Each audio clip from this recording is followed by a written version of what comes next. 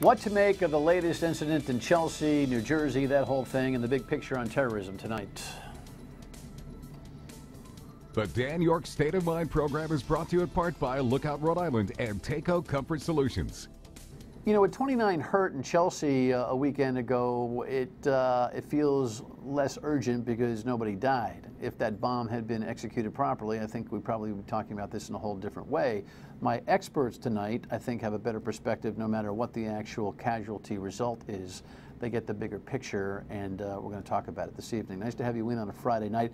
Nice thing about Friday programs is that we get to expand on a particular topic, whether we're having some fun, you know, thinking about ball games, or whether we're tackling important issues. And obviously, this one is really important tonight. Here's one of the latest headlines we were able to use at Showtime Production Time, which was midday yesterday. This particular gentleman was inspired by bin Laden. Maybe not ISIS, although there were some ISIS references in his notebook that was on his person when they ended up post the gunfight. Here's the latest that we had at production time on the situation. As Ahmad Khan Rahami's case moves forward, federal agencies are working to keep up with what former FBI agent Manny Gomez calls a tsunami of potential threats. Do you think there are people who are being missed? Absolutely. The FBI does not have the resources, both legally and in terms of manpower and funding. These people are being radicalized quicker than we could identify them. In Rahami's case, despite his father calling him a terrorist in 2014 and his year-long stay in Pakistan, an FBI source says at the time it found nothing in its indicators, such as links to other known terrorists or radicalized behavior, to point to Rahami being a terror threat. Since 9/11, the Homeland Security Committee says there have been at least 166 homegrown jihadist plots in the U.S., including attempts to join terrorist groups overseas and execute attacks at home, an average of 11 per year. Just this year alone, 26 people in the U.S. have been arrested in 13 states for ISIS-related activities, including plots to attack, financial support, and weapons charges. Sometimes there are clues, but to make a case, authorities need evidence that they often do not find. The Orlando Pulse nightclub shooter Omar Mateen had been on the FBI's terrorist watch list for 10 months and was investigated, but later removed from the list. In June, he killed 49 people. CBS News consultant Fran Townsend says the system needs improvement. You want the terrorist watch list to be over-inclusive. So if there's somebody that you think may be, but you don't have enough, you want it to alert other agencies to put more information in that might push you over the edge. I don't think any of us civilian types that don't really understand this, not that we don't have civilians here, but they're experts, really understand the numbers game in terms of the number of investigators, the number of plots, foiled plots at all that are out there. Timothy Edgar is former director of Privacy and Civil Liberties at the White House, the National Security Staff, and Marc Genest from the U.S. Naval War College, speaking on his own behalf, of course. We always like to make that point. Two very smart guys, best we have in the region on this. Guys, thank you very much for coming again. Before we get to that point that I was making, let's get to this. 36-hour reaction, they find this guy in New Jersey, pretty doggone good, huh? Yes? Absolutely, yes. We have some fantastic first responders. They put together these clues very quickly. We have a lot of resources we can devote to it. The problem is trying to prevent something that happens before it takes place. That's the really difficult task. And your reaction to the quick? I agree with everything Tim said. I'd go beyond that and say one of the problems that we have is to continue to balance civil liberties with national security. And the idea that we are infallible and can stop all of these attacks is a myth. We have to accept a certain amount of damage. We have to accept that they're going to be terrorist attacks. We have to do everything we can to prevent them, but we also have to be realistic about our ability to prevent everything all the time, period. Nobody wants to hear that, but everyone knows you're right. Because of the nature of them. That's right. We're not talking about airplanes flying into buildings anymore. It seems to me on the systemic plot thing, the major league plot thing, it's not like we've got the thing knocked, but it seems like we've done pretty good in the last 15 years. We have, and one reason that we're seeing more attacks now is because we're seeing more lone wolf terrorists inspired by online propaganda, not getting in touch with any terrorist groups. Those are the kinds of things you can stop if you're using intelligence. But if you're not in touch with terrorist groups, if you're not communicating, then it's much harder to do that. You took exception to the concept, though, of lone wolf on the radio with me this week. Exactly. I don't think there's such a thing as a lone wolf, because it's a network that you have to tie yourself into. So I think while there are individuals who are acting largely on their own, they are not acting without a network of support. So they're either going online to get radicalized, they're oftentimes traveling to Afghanistan or to Pakistan or Turkey or other areas.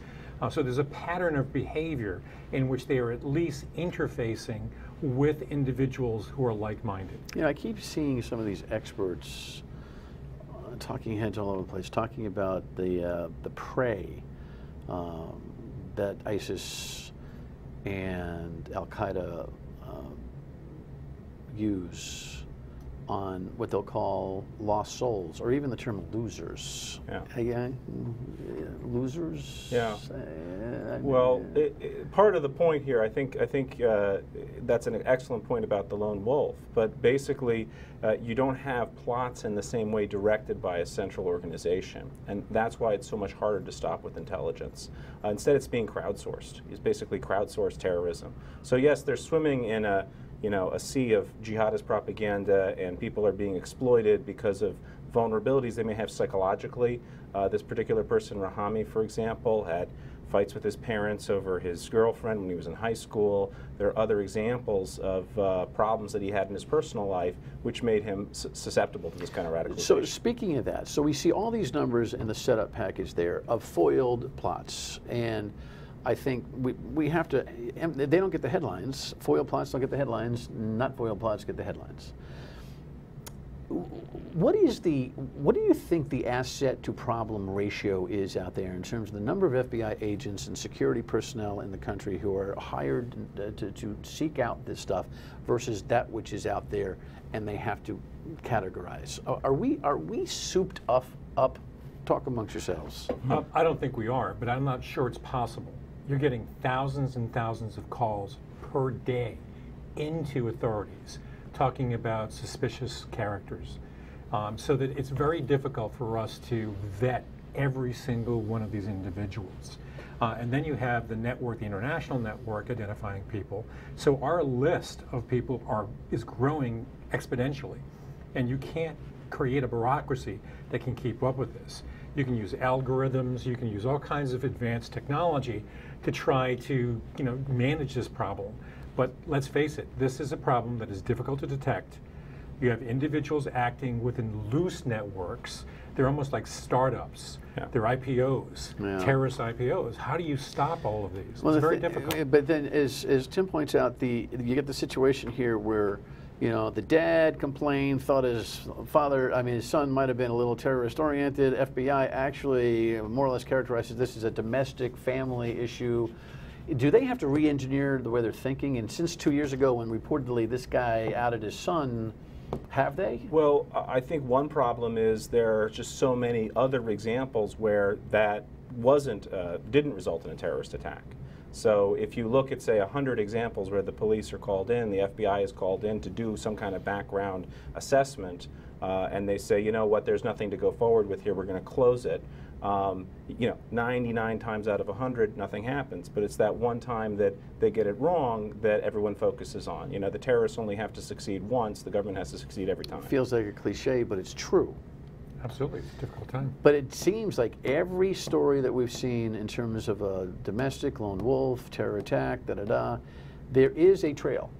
There is a story that we find retroactively. Well, this is where you get into the problem of profiling.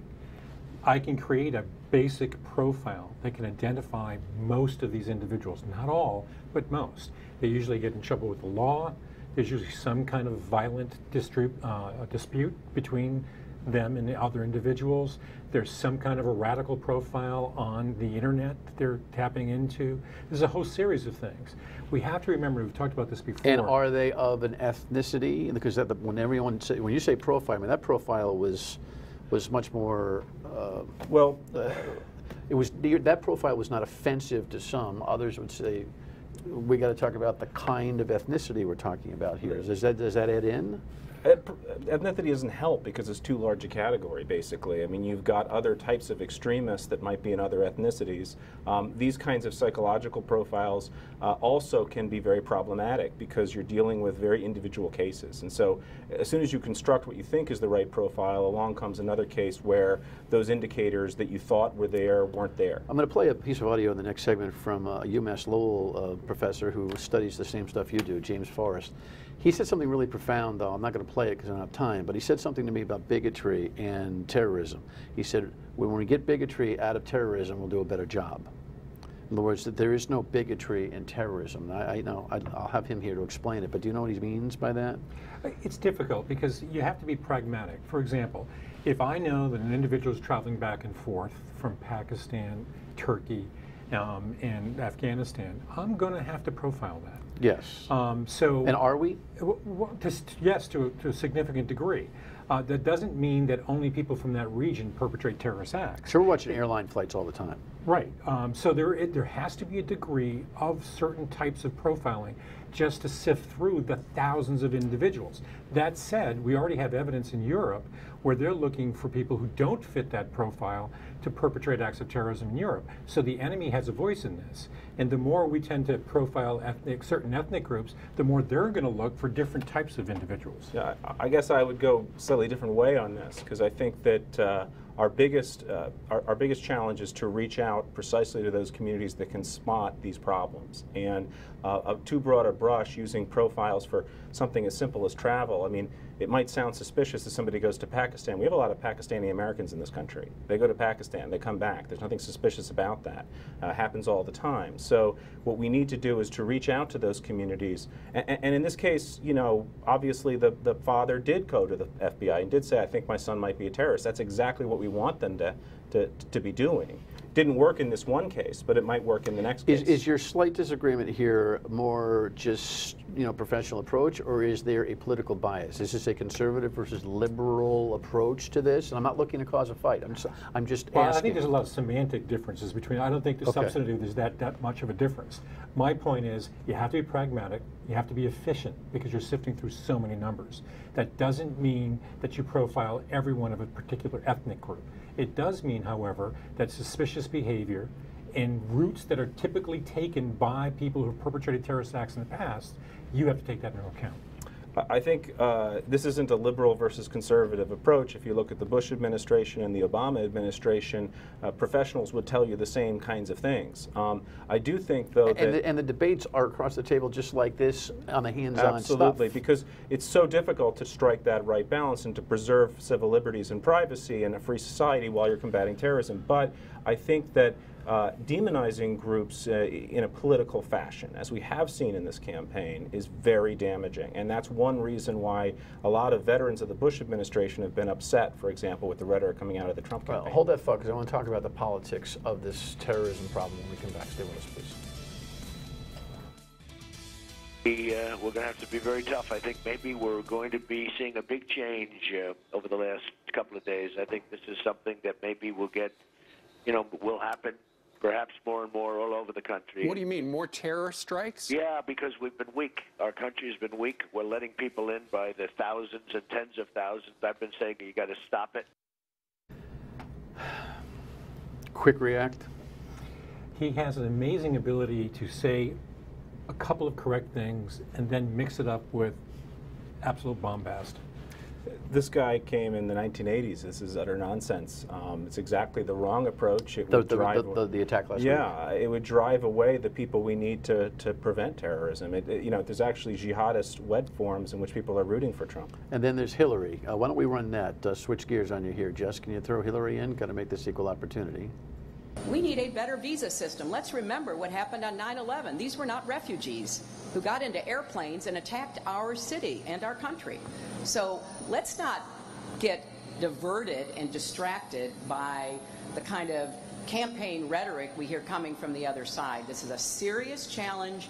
We are well equipped to meet it, and we can do so in keeping with smart law enforcement, good intelligence, and in concert with our values. I think she got it right. Bingo. The point about refugees was really well taken, because if you're worried about border security, you need to worry about everyone coming into the country. Refugees are a tiny, tiny fraction of that, and they actually get more scrutiny than people coming on visas, which is her point that she was making. I would agree, but I think it's incumbent upon our politicians to tell us the truth, to level with us, to talk about the fact that these are going to happen in the future, that we're going to do our best to stop them.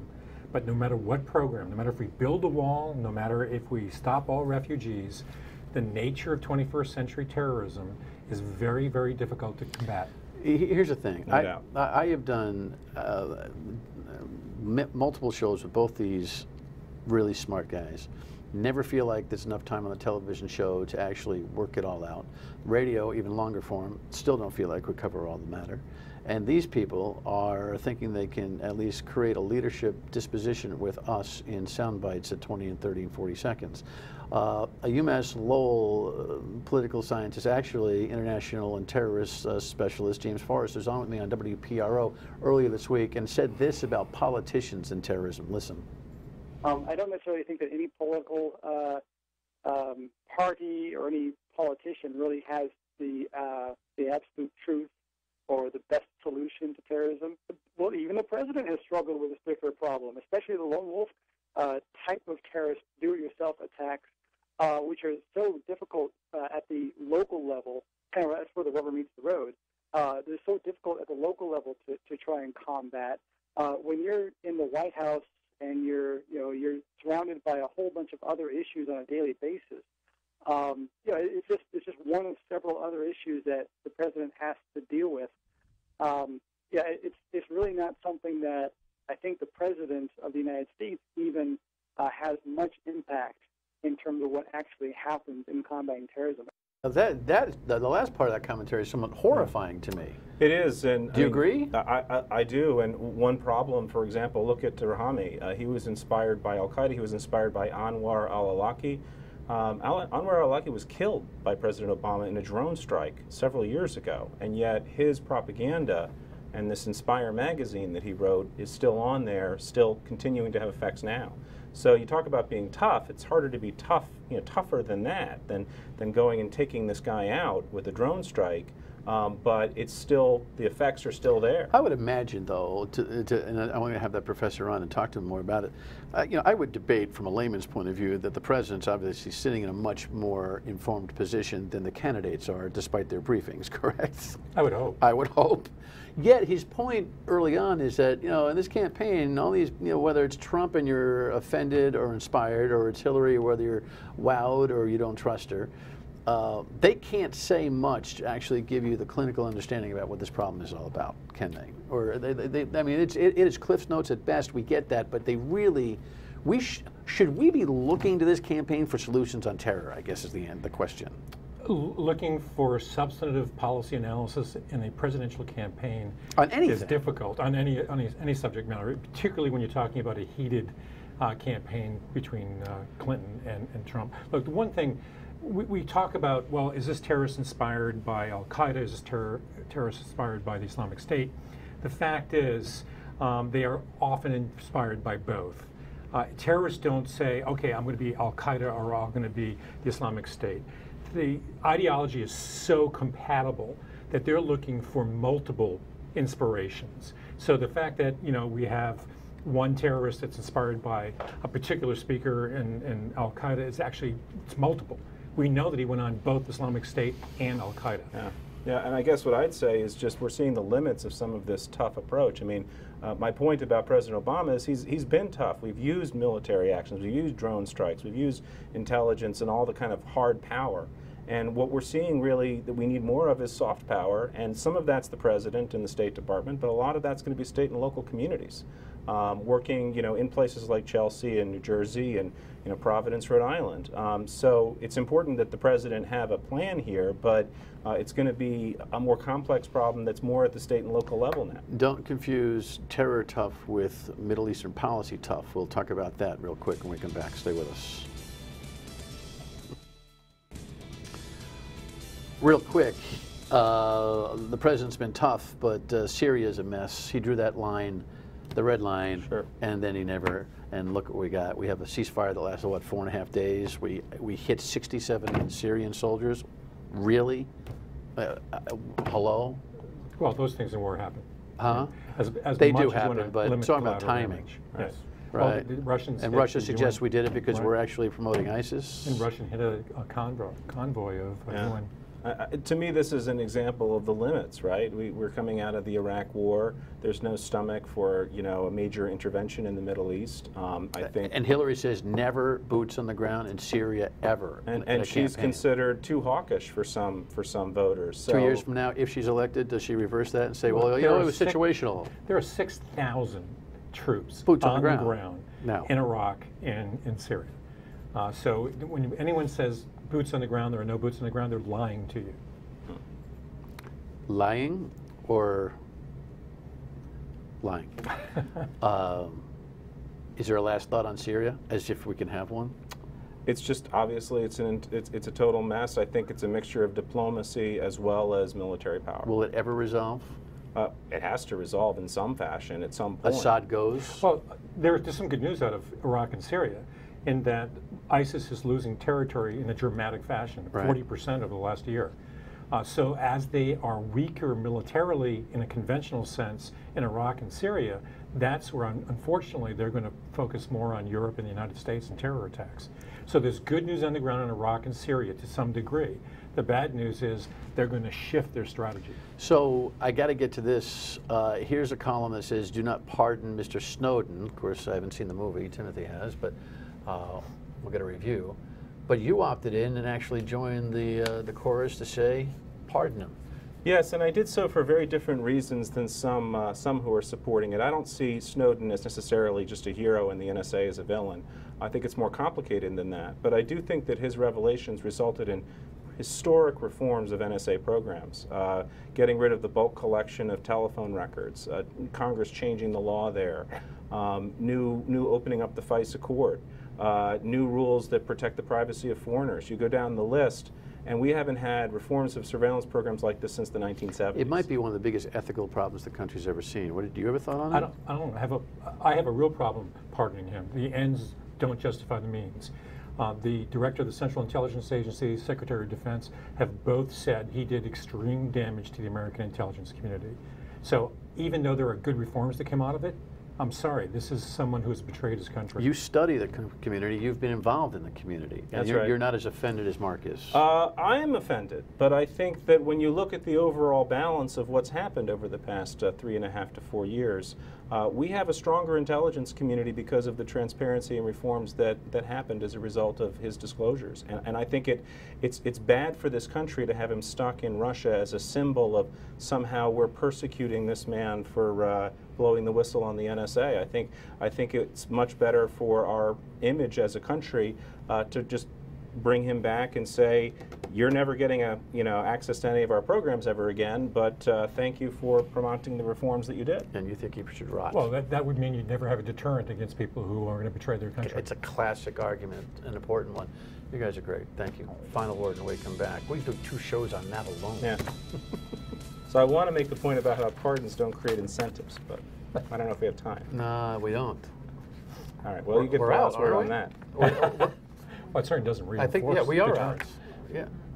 Okay.